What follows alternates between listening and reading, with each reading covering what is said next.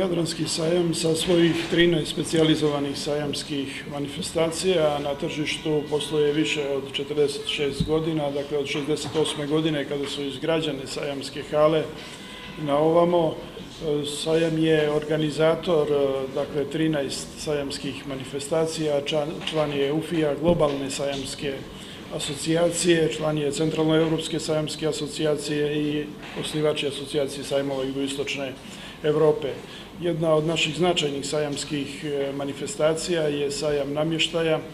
Ovdje možete vidjeti kadrove sa nedavno održanog sajma namještaja, dakle sajamska manifestacija koja se uvijek organizuje početkom godine i koja je u funkciji opremanja hotelskih kapaciteta, turističkih kapaciteta u funkciji turističke sezone.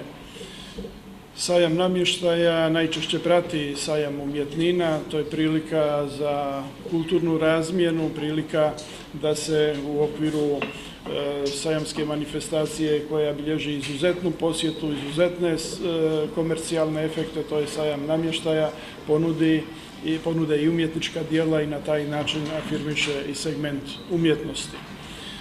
Sajam turizma se organizuje kao prezentacija turističke destinacije. Organizujemo sajamsku manifestaciju na način da okupimo sve one koji su vezani za turističku privredu, dakle turističke agencije, turističke operatere i sve one koji su potencijalni partneri turističke privrede. Dakle, sajam turizma uvijek dobra prilika da se prezentira i da se uspostavi dobra i kvalitetna poslovna saradnja.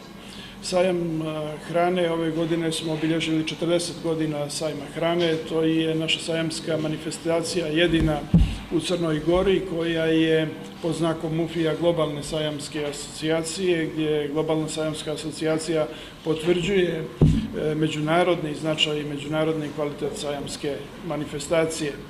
Dakle, sajam hrane je isto tako uvijek na početku godine, uvijek pred početak sezone turističke, uvijek u funkciji ugovaranja kapaciteta koji su značajni za snabdijevanje turističke sezone.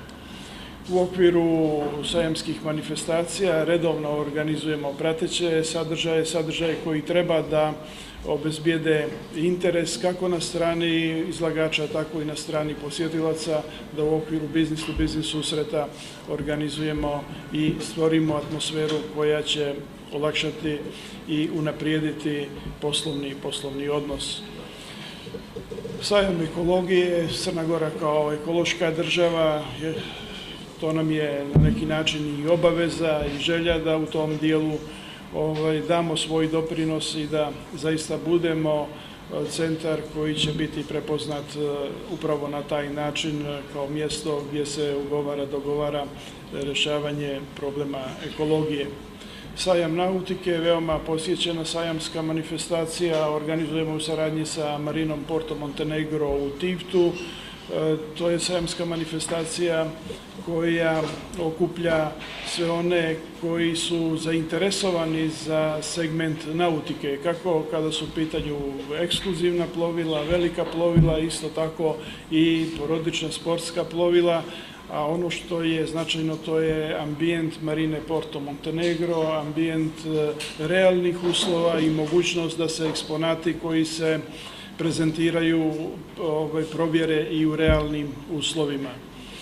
Sajam robe široke potrošnje i bazar robe široke potrošnje su sajamske manifestacije koje organizujemo u toku ljeta. To su sajamske manifestacije maloprodajnog karaktera, obzirom na lokaciju sajma.